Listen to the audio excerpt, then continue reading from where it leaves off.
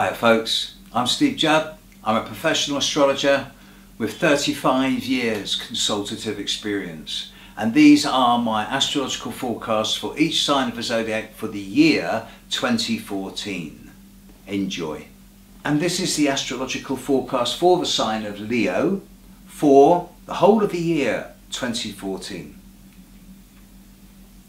In general, 2014 looks like being one of those years where, with a sort of blend of your natural humour and optimism plus quite a lot of focus and hard work, it should be quite a successful year. But let's explore this.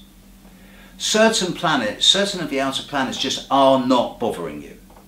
Most of you are not going to be influenced by Pluto in any shape or form at this time. So I'm not seeing anything underhand or subversive. There's nothing psychologically challenging going on. You're not sabotaging yourself. And Neptune isn't really affecting that many of you over the coming year. There's no sense of major dissolving or confusion for most of you. So, you know, the unconscious, the subconscious, the transpersonal, the neurotic, the psychological, the subliminal, call it what you like, the deep stuff. For most of you, it's working. And if it's working, don't fix it. But then we come to Uranus, the change bringer. And during the year 2014, Uranus is going to be bringing opportunities for significant change into many of your lives. Initially, by which I mean the period of January through to perhaps March, I am talking about the lives of those of you born from perhaps July 31 through to August 4. And here, over this last year, there's been a number of windows of opportunity developing, and there's been a number of significant changes, and now in the first 3 months of 2014 you can wrap these changes up. From April onwards, I'm looking at the horoscopes primarily of those born from August 5 to August 8, 9, and here we're seeing the more you get into the year, especially the third and fourth quarters, we're seeing stimulus, development, opportunity, energy, growth. Looks like being a good time here. The change is coming, and if you can get on that wave of change, you're going to find it takes you in exactly the right direction. Saturn. Saturn is squaring the sun of all Leos over the period of late 2012 to really mid 2015, and in this last year he has particularly affected the lives of those of you born from perhaps August 1 through to August 7 in a very challenging, restrictive, limiting and difficult way. That's now cleared, and those of you born around the middle of Leo, particularly in the first week or two of August, are now in a relatively clear state. Saturn, however, is continuing to square the sun of those of you born from perhaps August 9, 10 through to August 16, 17, and will continue to do so until September. And here, the basic rule of thumb is that of self-discipline, concentrated hard work, which will actually eventually put in place roots and foundations that should set you up for a long time. But there's no shortcuts here. You have to do it the hard way. But this masks perhaps the good news.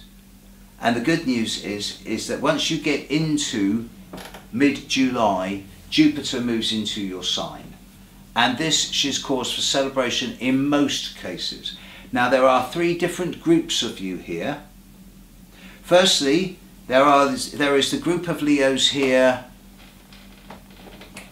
born from August, say 16, 17 onwards, whom Jupiter is not going to affect in 2014. Here I'll be looking at 2015. Secondly, there is the group of Leos starting at the beginning of Leo around July 22, 23, 24, whenever it is, running through to perhaps August 4th, 5th. Now here, these people born in the first week or two of Leo through to about August the 5th, you're going to see a sudden burst of high energy coming into your life from mid-July through to mid-late September. And it's an extremely creative, fertile, growthful and productive time. Very good for conception of all different types of things. And if you're born an early Leo, then mid-July to mid-September, great time for enjoying yourself and growing and expanding.